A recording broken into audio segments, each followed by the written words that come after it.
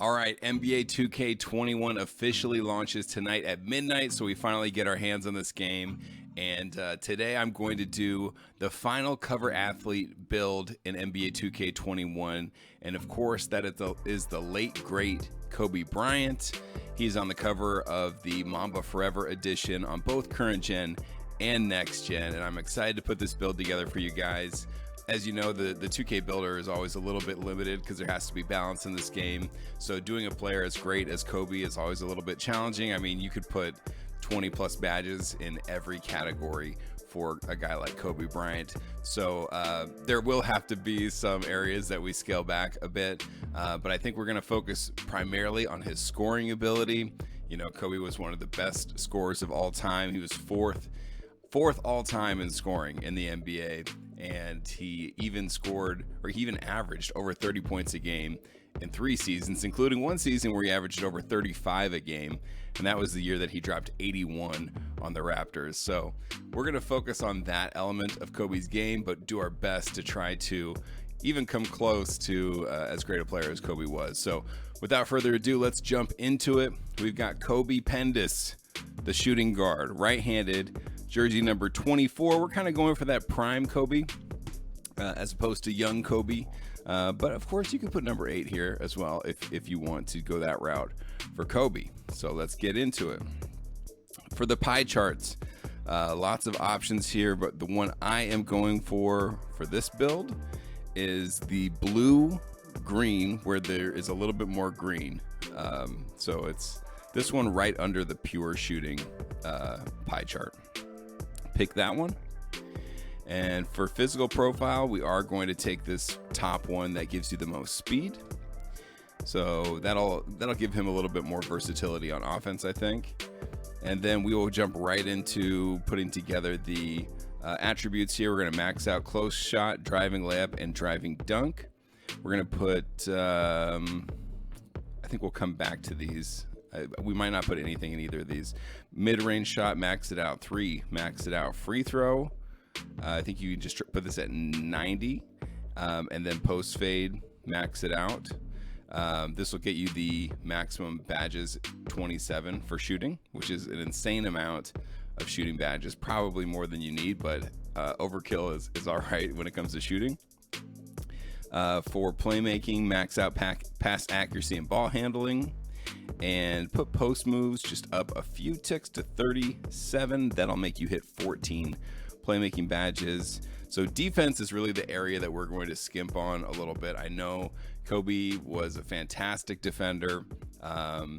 So this will not be fully representative of his game, but at least he will have the athleticism needed that he can stay with the guys he's guarding. So we'll do the best we can here. Max out the important things for a guard: perimeter, defense, lateral quickness, steal, and I think defensive rebounding. That'll get us to 5 badges. We have 2 points remaining. You can really drop these any place that you want. I think that I will probably just drop them here into interior defense. I don't think that there's anywhere else that you can put them that will get you another badge point. So it's really up to you anywhere you want to drop those last 2 points. And that gets us to, I believe, 57 badge points. Yeah. Let me double check my math here real quick. 27, 28, 38, 42, 52, 57. It's 57 badge points. That's crazy. So let's go with that. Body shaped, I think the best ones for Kobe are probably defined or solid. I think for this one, I prefer the look of defined more, so I'm going to go with that. For height, we're going to bump that up to 6'6", which is his listed height. You'll notice we do get knocked down a few points on our shooting and ball handling, which is not great, as well as steal. But that's okay. We're making this a Kobe build, as true to Kobe as we can. But this is still going to be a very playable build, guys.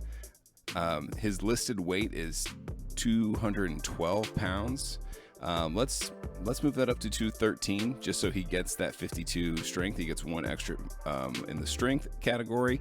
If you wanted to drop this down, you could drop it down to 205 to get the extra tick of speed instead. But since we're trying to stay a little bit true to Kobe, and I don't think this is really negatively impacting the build, let's put him at 213. For the wingspan, so this is an area I went back and forth on a lot. At first I was thinking 83.4 is great because you just get a small bonus on some of your finishing attributes, small bonus on some of your defensive attributes, and there's no negative impact to moving that up to 83.4. However, then I was tinkering with this. I saw, well, if you put it up to 86.1, you actually get a pretty significant boost in your finishing and a significant boost in your defense and rebounding. Of course, you take a hit on your mid-range shooting, but this is not bad either because if you see you move it down to 85.2, it's still the same penalty with both of these for the shooting. So if you wanted a more defensive, athletic finisher build, I would go with this one. I've tested it out. If you go with this route, it will be mid-range finisher will be your build name. However, I did some research to find Kobe's actual wingspan, which was 6'11", which is 83 inches. So let's leave it at 83.4, which was my initial instinct. That'll make sure that, that's the most accurate thing for Kobe, has no negative impact on any of his attributes, and will allow him to get an 87 mid-range and an 85 3-point once you hit 99. So I think that this is a really solid option for Kobe, and very representative of his body type. When you get to takeover, I think the best thing to do is to go a spot up shooter. Those shooting ratings are good, but we know that when Kobe got in the zone, he could hit from anywhere and became incredibly dangerous with that jump shot. So I think spot up shooter is the way to go for Kobe. And our build is complete. So here you go. We've built a 3-level score, which I think is good for Kobe. We know he could take it to the rack. He could hit mid-range shots. He could hit from 3. Really anywhere on the court was fair game for Kobe. So I think a 3-level score is very, very representative of who he was. Okay, so let's take a look at the badge distribution to replicate a player like Kobe Bryant. When we jump into finishing, we have 11 potential upgrades. Of course, we have the holy trinity of finishing badges: contact finisher, fancy footwork, and slithery finisher. Put these all on gold. These are fantastic badges that will help you get to the rack and finish with ease. And also put acrobat to silver. This will ensure some higher success when you are going for some of those more difficult layups. So I think this is a great use of badges for finishing for Kobe Bryant. Getting into the shooting here, so much purple. We have Hall of Fame Hot Zone Hunter Deep Fades, which is not necessarily a badge I recommend putting on every player, but if you're trying to go for Kobe Bryant, that post fadeaway was iconic, and I think you have to put it on there for Kobe.